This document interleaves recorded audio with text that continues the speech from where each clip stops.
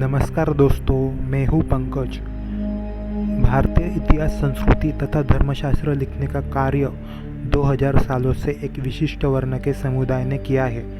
उन्होंने अपने मतलब के लिए सारे धर्मशास्त्र लिखे तथा उनमें समय समय पर बदलाव भी किए।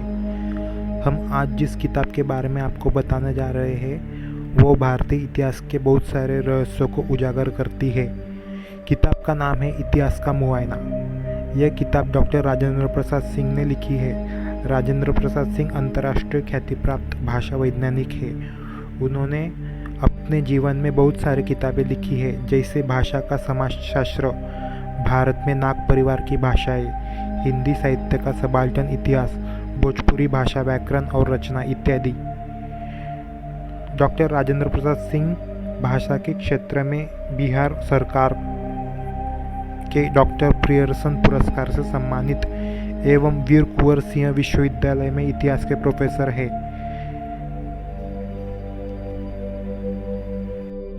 लेखक राजेंद्र प्रसाद सिंह किताब में लिखते हैं कि वास्तविकता का इतिहास और इतिहासकारों के उपलब्ध इतिहास में फर्क होता है।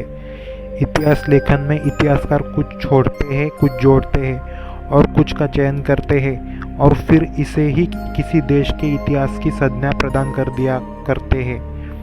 ऐसा इतिहास वस्तुतः राजनीतिक शक्ति मात्र का इतिहास होता है, जो भारी पैमाने पर हुई हत्याओं तथा अपराधों के इतिहास से भिन्न नहीं है। चिनुआ अचेबी ने लिखा है कि जब तक हिरन अपना इतिहास खुद नहीं लिखेंगे, तब तक हिरनों के इतिहास में शिकारियों की शौर्य गाथाएं गाई जाती रहेंगी।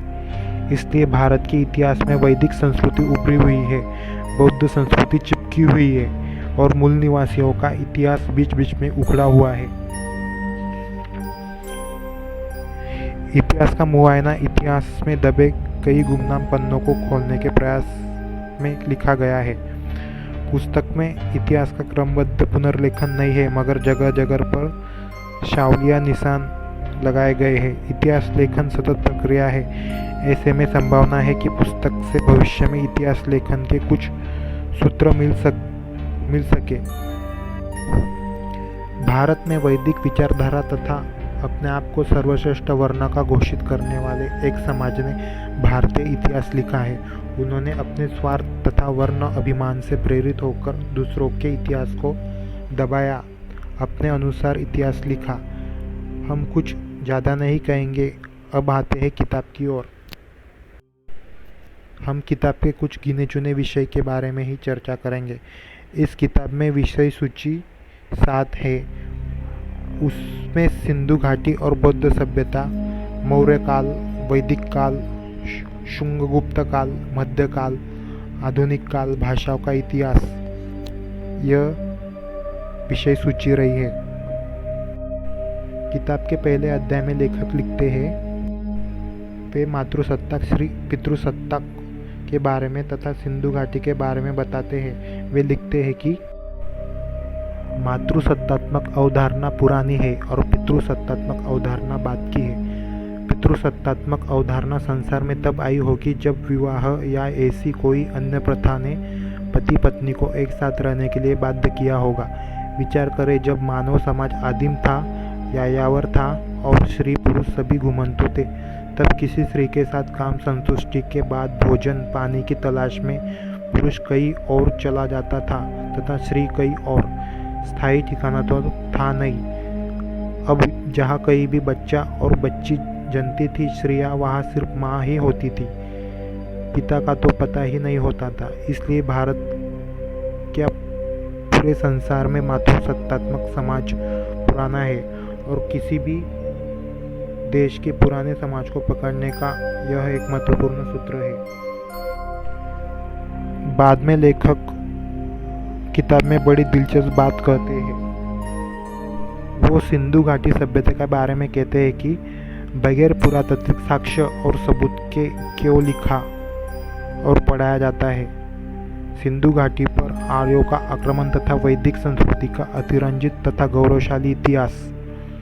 आर्यों के आगमन से क्यों प्रारंभ होता है भारत का इतिहास लेखन, वो सवाल करते हैं। वैदिक संस्कृति का अतिरंजित तथा गौरवशाली इतिहास से तो 1000 गुना अधिक पुख्त जिसका पुरातात्विक साक्ष्य और सबूत लिए हाशिए पर खड़ा है भारत का प्रागैतिहास। भारत का प्रागैतिहास तो यहाँ के मूल निवासियों का पुरातात्विक दस्तावेज है जिसे इतिहासकारों ने षड्यंत्र पूर्वक छोड़ दिया है। आर्यतर जातियों के जनजीवन, रहन सहन, खान पान से लेकर शिल्प कौशल और बट्टिकाश्म, हस्तकुठार, विदारणी, तक्षणी, वेदनिया, छल्ले, ओखली, दरांती जाने कितने पुरातात्विक साक्ष्यों और सबूतों से भरा हुआ है। भारत का प्रागैतिहास भारत की आर्यतर जातियों के इतिहास लेखन के लिए सभी कुछ तो है। महादहा में शवाधान से प्राप्त महिला का कपाल, भीमबेटका में अस्तित्व के लिए संघर्षरत आर्यतर जातियाँ और बोझ-ढोती महिलाएं, मेहरगढ़ के आवास तथा फसल कटाई के उपकरण, शेरी खान तराकाई की कच्ची मूर्तियाँ, चौपानी मांडों में कच्ची मिट्टी पर धान के भूसे की छाप, बुर्जाहोम के भाले और तीर, उत्तर में मवेशियों के खुर के निशान। और आगे लेखक भारतीय प्राचीन सभ्यता सिंधु घाटी के पोशाक के बारे में भी बताते हैं। लेखक इतिहासकार एस.के. बिस्वास का हवाला देके कहते हैं कि इतिहासकार एस.के. बिस्वास ने याद दिलाया है कि बुद्ध अपने वस्त्र को बाएं कंधे पर रखते थे जबकि दाया कंधा मुक्त होता था। यह पोशाक विन्यास मोहनजोदड़ो की है। ब्राह्मण देवी देवताओं की मूर्तियों में वस्त्र से अधिक आभूषण और खतरनाक हथियार मिलते हैं। बुद्धिस्ट इतिहास में 24 बुद्ध हुए हैं। उन्होंने उनके जिक्र भी यहाँ पे किया है। लेखक बताते हैं कि भारत में कई बुद्ध हुए हैं। एक शाक्य बुद्ध जिनकी स्मृति में सम्राट अशोक ने रुमेंदेई अभिलेख के अनुसार लुम्बिनी के भूमिकर में कटौती की थी। एक कोनागमन बुद्ध जिनकी स्मृति में सम्राट अशोक ने निकलिव अभिलेख के अनुसार निगलिसागर के स्तूप को दुरुस्त किया था। एक कश्यप बुद्ध जिनके स्मृति स्थल को चीनी यात्री फाहियान ने श्रावस्ती के पश्चिम में देखा था। एक ककुच्चन बुद्ध जिनके स्मृति स्थल को चीनी यात्री फाहियान ने श्रावस्ती के दक्षिण पश्चिम में देखा था। यदि सम्राट अशोक के अभिलेख और फाहियान के यात्रा विवरण झूठे हैं तो आपके प्राचीन भारत का इतिहास सत्य कैसे हो सकता है?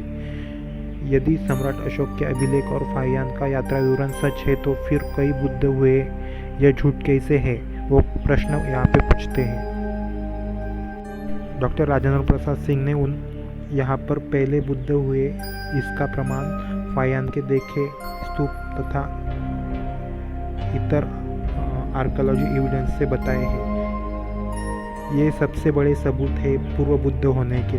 बौद्ध ग्रंथों में भी शायद इसका जिक्र आता होगा। वर्णवादी लेखकों ने समतामूलक सभ्यता को ऊपर उठने ही नहीं दिया था तथा दबाया गया, उन्होंने उसको दबा दिया।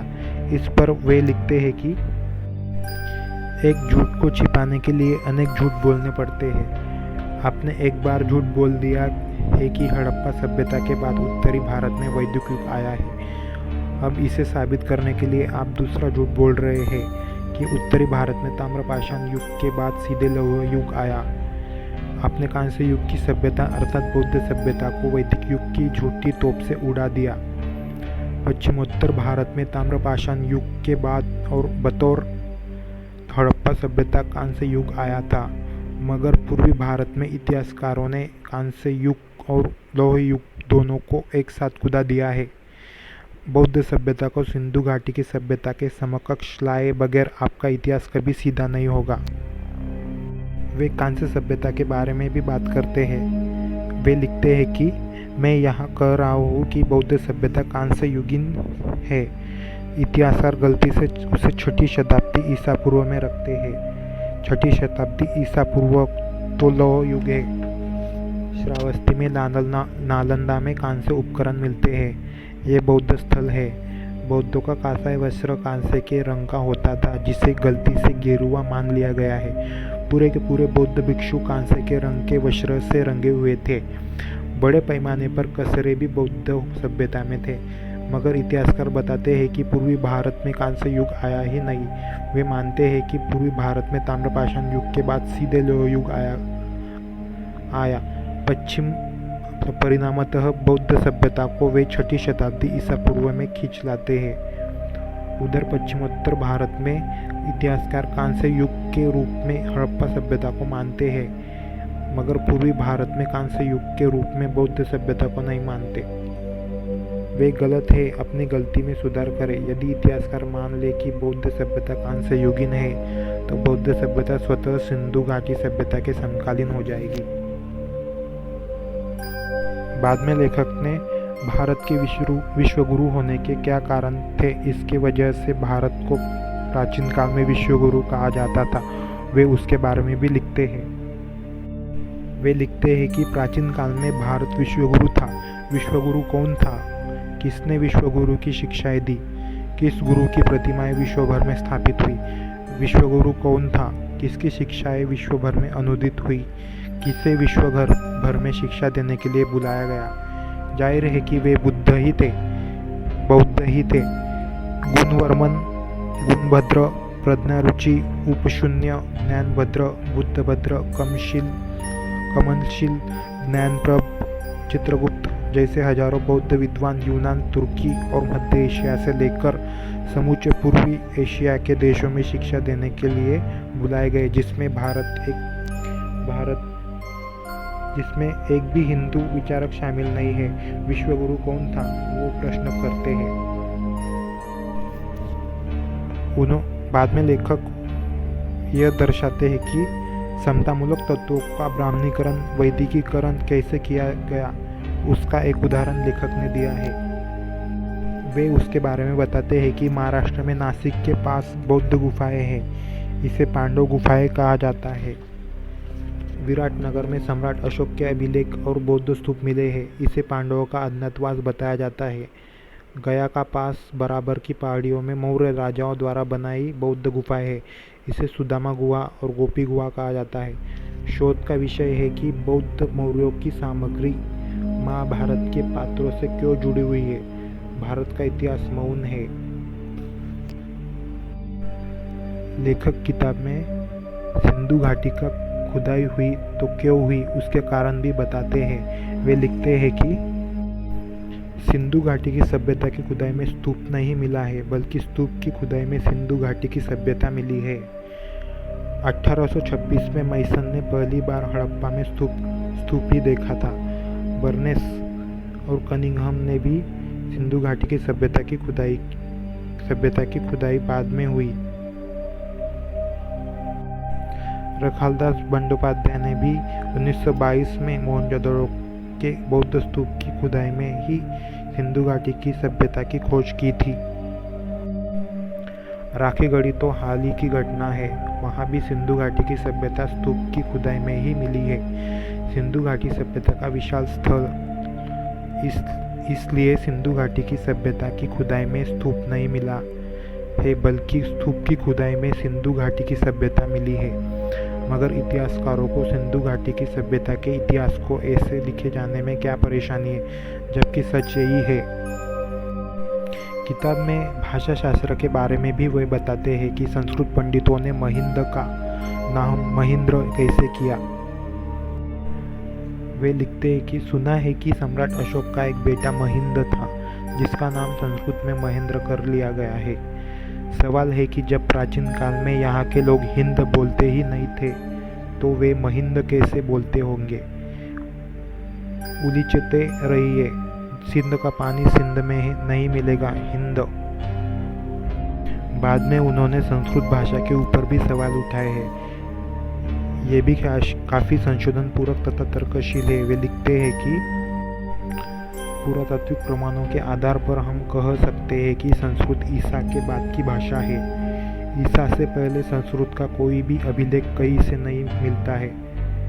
पहली सदी में पहली बार शुंग राजा धनदेव का अयोध्या से छोटा सा अभिलेख संस्कृत में मिलता है।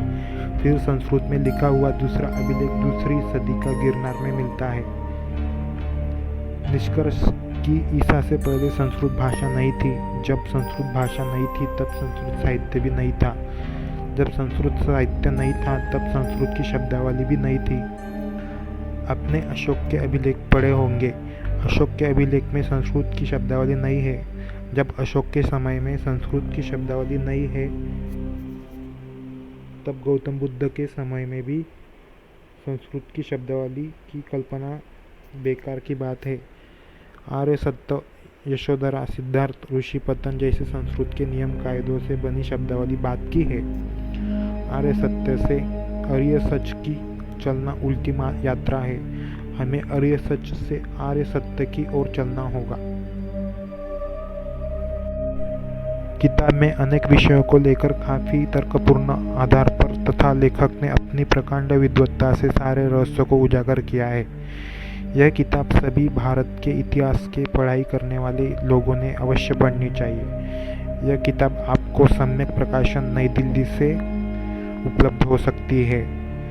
आज के बस इतना ही। धन्यवाद।